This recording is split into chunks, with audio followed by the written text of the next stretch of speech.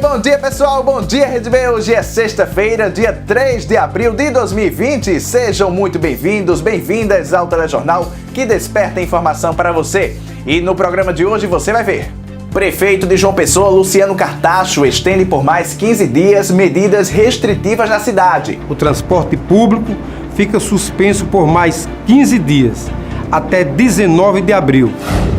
Governo da Paraíba anuncia a abertura de hospital de campanha na cidade de Santa Rita. São leitos de enfermaria, paciente de gravidade moderada, o que significa que, ao ocupar esse espaço, nós podemos usar melhor o espaço dos prédios no sentido de ter mais leitos de unidade de terapia intensiva. O impacto do novo coronavírus na vida dos taxistas. Pessoal tudo em casa, né? Na quarentena, e a gente estamos aqui tentando, né? Porque não podemos abaixar a guarda de jeito nenhum. E também dos entregadores. Acho que de domingo pra cá já roubaram 4 motoboys já. E ainda a Prefeitura de João Pessoa decide suspender velórios com vítimas do coronavírus e o enterro deve ser imediato. As informações daqui a pouquinho.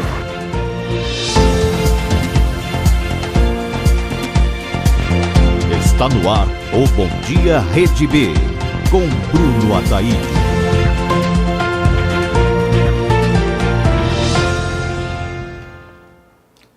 A edição de hoje começa com os números cada vez maiores de casos do novo coronavírus, tanto na Paraíba como no Brasil. O estado quebrou mais uma vez o recorde de novos casos em um único dia. Somente nesta quinta foram 8 novos casos de coronavírus confirmados na Paraíba, elevando o número total para 29. Ontem à tarde, o resultado dos testes em uma idosa de 88 anos deu positivo para a Covid-19. Ela está internada na UTI de um hospital particular de João Pessoa. 3 dos pacientes infectados estão hospitalizados, enquanto 23 permanecem em isolamento domiciliar e as 3 primeiras pessoas diagnosticadas com a doença estão curadas. Uma pessoa morreu em decorrência do vírus no estado. Os números a nível nacional também bateram recorde negativo da quarta para a quinta-feira. O salto de 6.836 para 7.910 casos confirmados significa o maior número de novos testes que deram positivo em um único dia desde o início da contagem. O número de mortos pela doença subiu de 241 para 299.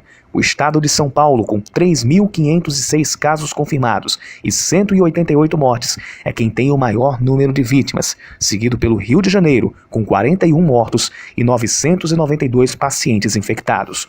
O Ceará é o estado com mais registros no Nordeste e o terceiro do Brasil. São 550 casos e 20 pessoas mortas pela doença.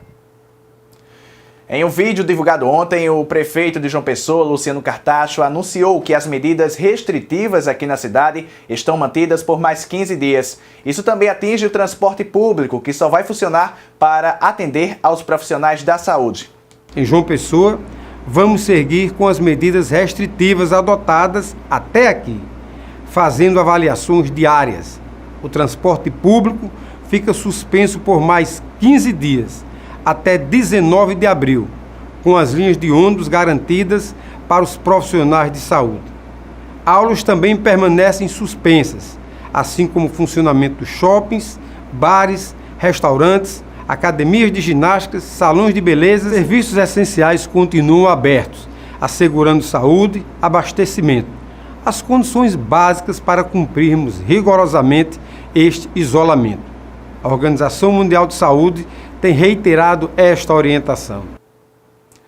Como forma de evitar um possível contágio, uma medida dura foi tomada. Na Paraíba, assim como em outros estados, os velórios e enterros sofreram restrições. Quem tem mais detalhes sobre esse assunto é o repórter Wesley Martins, que vai conversar agora com a gente. Wesley, muito bom dia para você. Então quer dizer que as pessoas infectadas com o novo coronavírus não podem ter velório.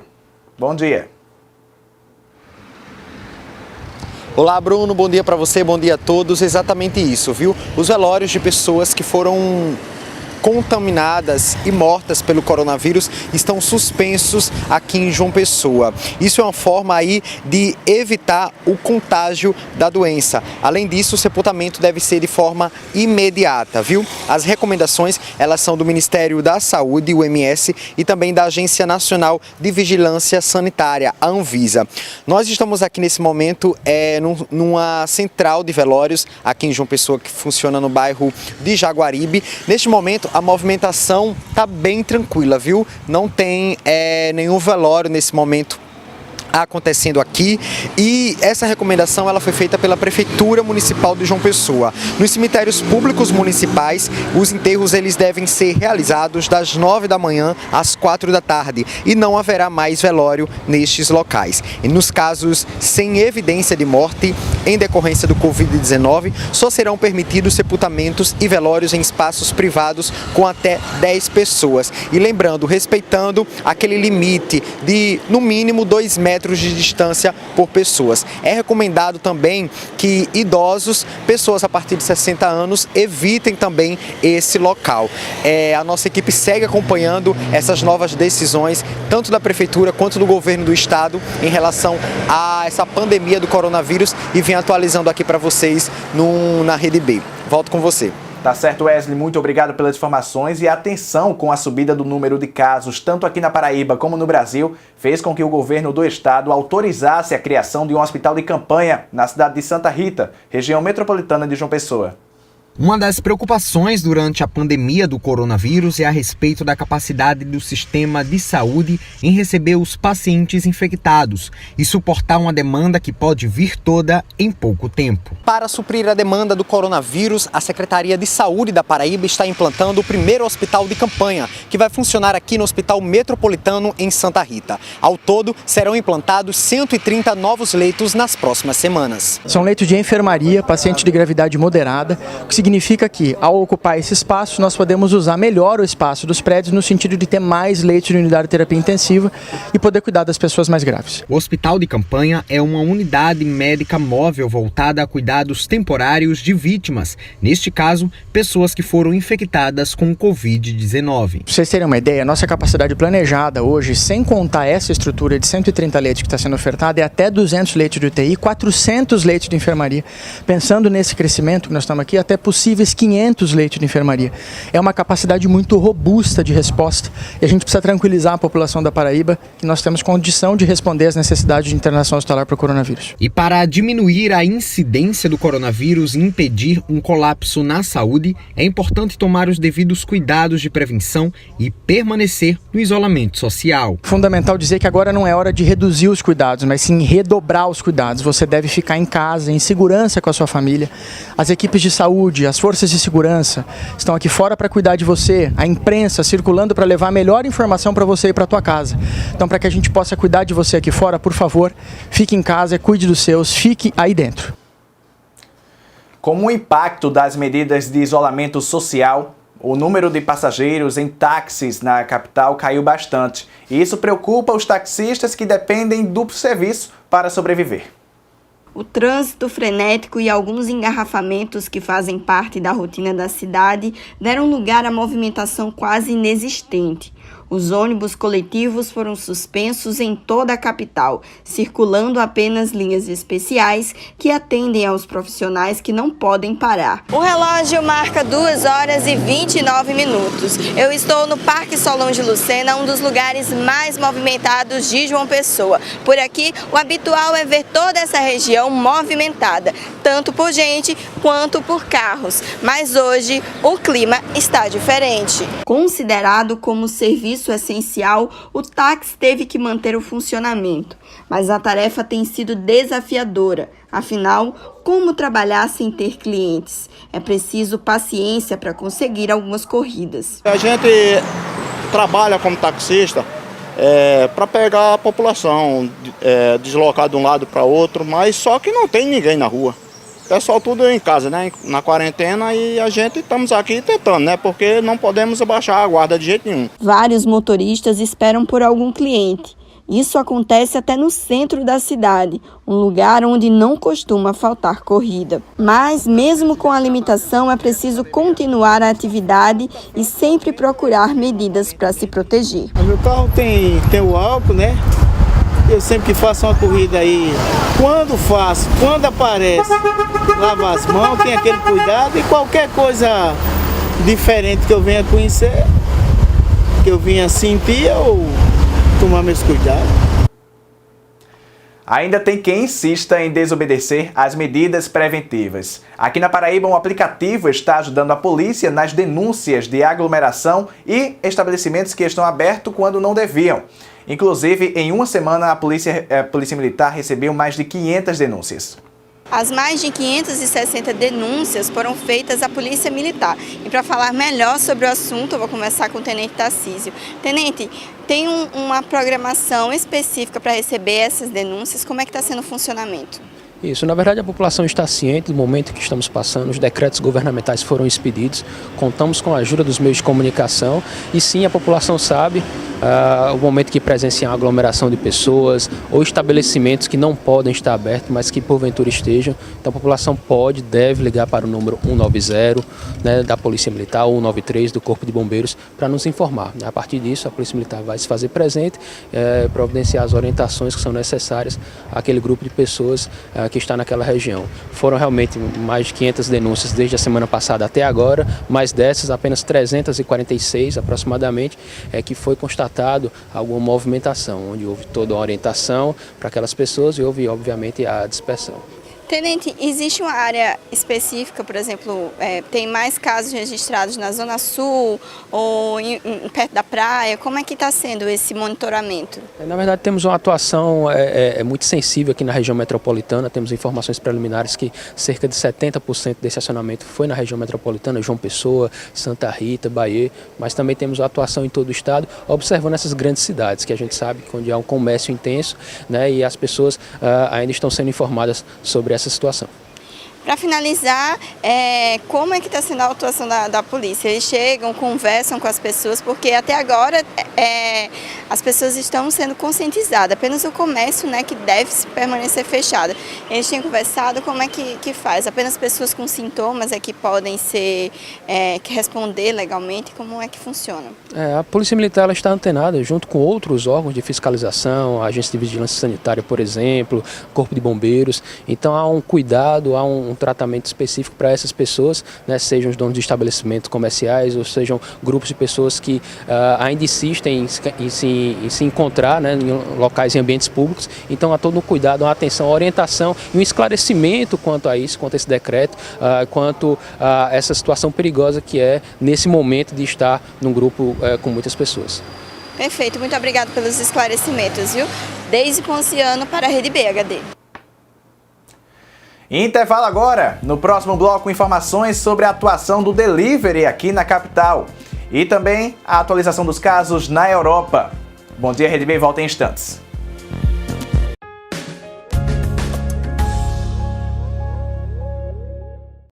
A notícia não tem hora para acontecer.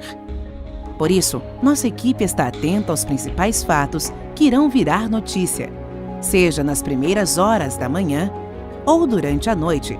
Estamos nas ruas em busca de um jornalismo autêntico e de qualidade, para você ter uma boa noite com os principais destaques do dia e um bom dia despertando a informação para você. Rede BHD, jornalismo autêntico.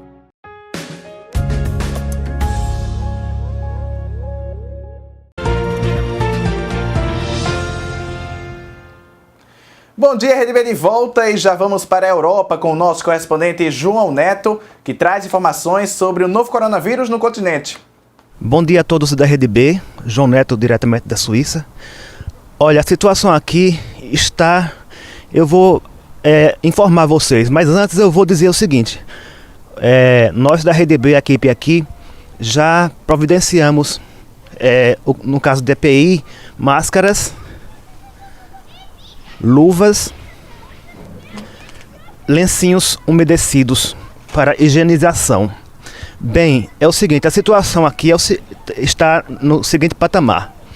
A Alemanha a Suíça, a coisa está estável. Está chegando agora o verão e o vírus ele é menos transmissível no calor, né? Mas com as providências que esses países tomaram, a coisa está estável. É uma notícia que começa a alegrar a gente aqui da Europa, né? A Itália também tem respondido bem, embora tardiamente, e também está se estabilizando. A grande preocupação é a Espanha. A Espanha ainda teve, nas últimas 24 horas, quase 1.000 mortes. Eu tenho notícias de colegas de lá que me disseram que tem hospitais que tem 60 leitos e tem recebido 600 pessoas. Então, a Espanha, embora esteja também respondendo bem, obedecendo às recomendações da OMS, mas talvez começou tardio demais. E agora toda a Europa, né, está unida para fazer tudo o que for preciso para conter esse vírus tão perigoso. João Neto, da Suíça, para a Rede B. E voltando para o Brasil, com todo esse cenário de pandemia, o comércio foi fechado, os serviços foram paralisados também e muitas dúvidas surgem em relação ao trabalho. O empregador pode demitir o empregado? As férias deverão ser antecipadas? Quem vai tirar algumas dessas dúvidas é a repórter Deise Ponciano, que está com um advogado. Muito bom dia, Deise. Oi, Bruno, isso mesmo. Nesse período da pandemia, muitas dúvidas acerca do âmbito trabalhista têm surgido e para esclarecer essas dúvidas, nós vamos conversar com o advogado trabalhista Daniel Sabadelli. Daniel, muito obrigado por nos receber. Eu queria que você começasse esclarecendo uma dúvida que surgiu bastante nos últimos dias, se nesse período da crise, né, com relação à pandemia da Covid-19, pode acontecer demissões. Deise, primeiro agradecer o convite e desejar uma boa sexta-feira a todos os telespectadores. E, de fato, é um período de bastante comoção social, né? Acho que o mundo inteiro nunca viu um caso de pandemia tão grave como esse. Em relação às demissões, podem haver demissões, não tem como a lei impedir o empresário de conduzir a sua atividade comercial. Agora, algumas regras, né? As demissões voluntárias, as demissões em massa, né? Elas, segundo a CLT, precisam ser precedidas de negociação coletiva, né? Elas não podem ser feitas a toque de caixa. A própria questão do pagamento dos haveres rescisórios, há uma discussão sobre quais verbas são devidas, se de fato as empresas que paralisaram as atividades precisam nessas rescisões de contrato de emprego pagar a totalidade do aviso prévio, da multa rescisória do FGTS, mas em linhas gerais e considerando também algumas convenções coletivas que impedem a demissão no período próximo à data base, que a gente também tem que ver de categoria para categoria, podem haver demissões. Agora, o empregado tem os direitos dele assegurados.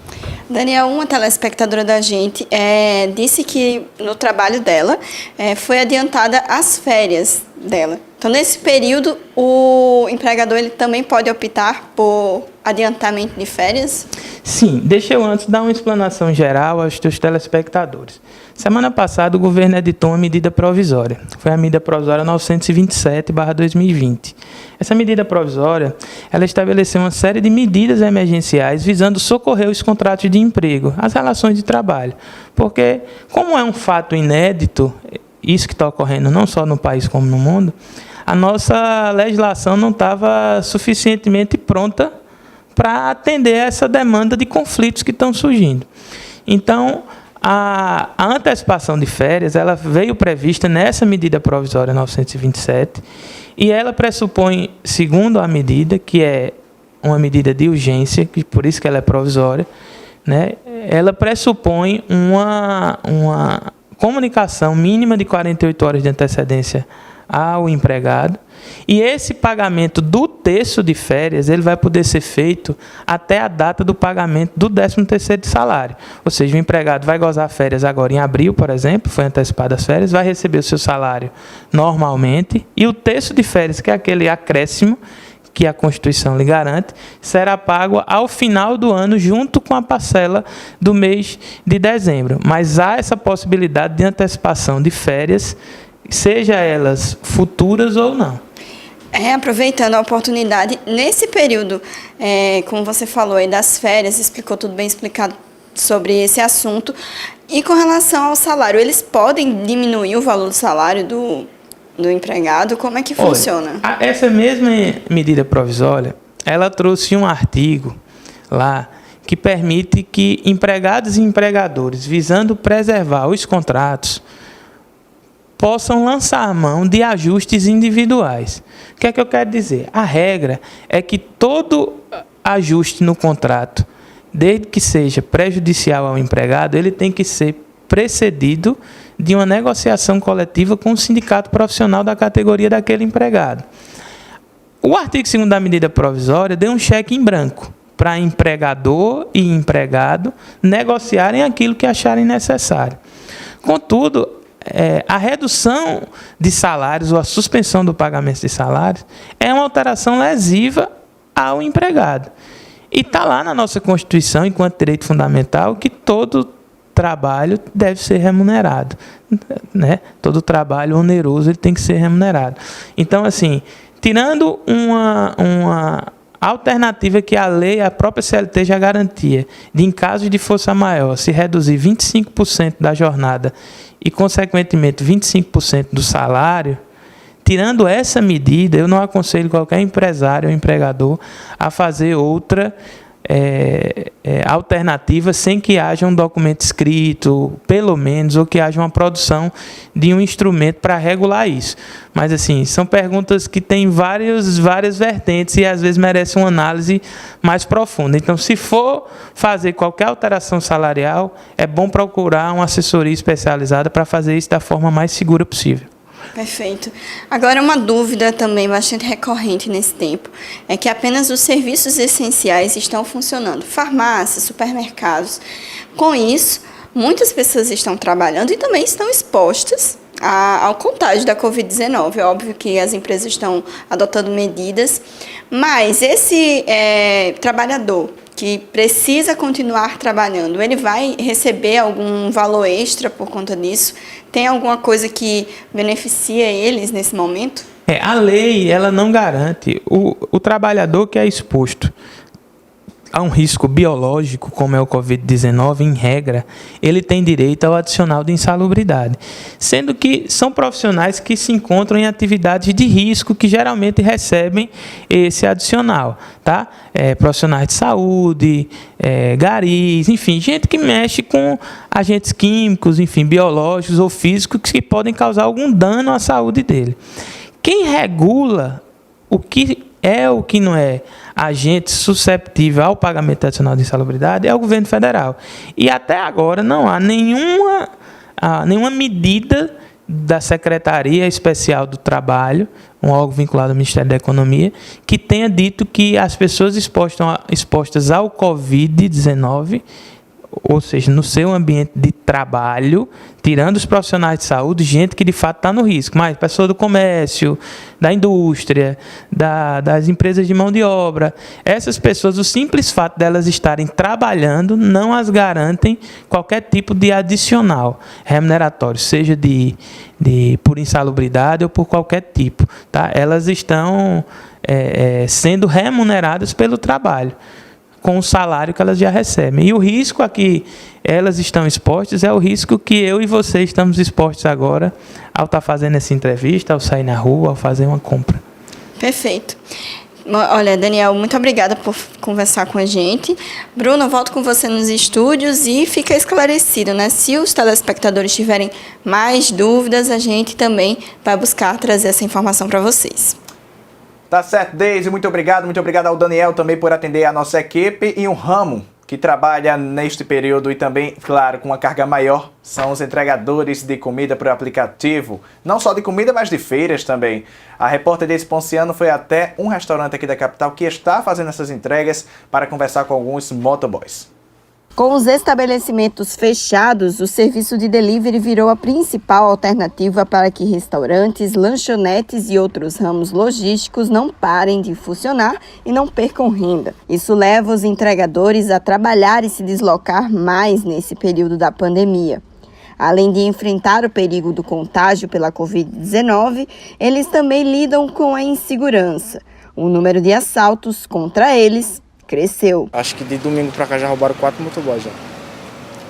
Roubaram um colega meu antes de ontem, uma 150 preta. E ontem roubaram outro acho que foi Mangabeira. Tiago é cadastrado em um aplicativo de entregas, mas nesse período ele parou as atividades e aderiu à quarentena. Eu, particularmente, por não depender exclusivamente desse meio de trabalho, consegui ficar em quarentena com minha família sem que a parte financeira fosse afetada. Mas são poucos esses que escapam. Por isso que eu peço, gente, não compartilhem notícias falsas nas redes sociais sem antes checar se é verídica. E se for fake news, vai acabar sobrando para você mesmo, afetando você mesmo. Porém, nem todos podem parar. Afinal, esse é o único meio de renda de boa parte deles. Nesses dias está tudo fechado, mas está correria ainda. A gente não para não. Inclusive eu vou pegar um pedido da hora aqui. E com relação às precauções, como é que você tem se cuidado para não se contaminar, né? Álcool em gel. A gente anda com álcool em gel e quando entra no estabelecimento também passa álcool em gel. Manda limpar a bolsa, tudo. E atenção para esta notícia, um homem ficou ferido após um botijão de gás explodir na casa onde ele reside. As informações com o repórter Wesley Martins. O acidente aconteceu na noite da última terça-feira num loteamento Presidente Médici, no bairro dos Funcionários, aqui em João Pessoa. O Corpo de Bombeiros foi acionado para um possível vazamento de botijão de gás, que acabou ocasionando uma explosão, deixando um homem ferido. Ele foi identificado como Napoleão Bonaparte, de 48 anos, que estava na residência. Ele ficou ferido e a residência também acabou, o fogo tomando conta e destruindo aí parte do local. O Corpo de Bombeiros foi acionado e socorreu a vítima para o Hospital de Emergência e Trauma aqui em João Pessoa. Uma perícia foi realizada no local para saber as principais causas da explosão e também do vazamento de gás. Wesley Martins, para a Rede BHD.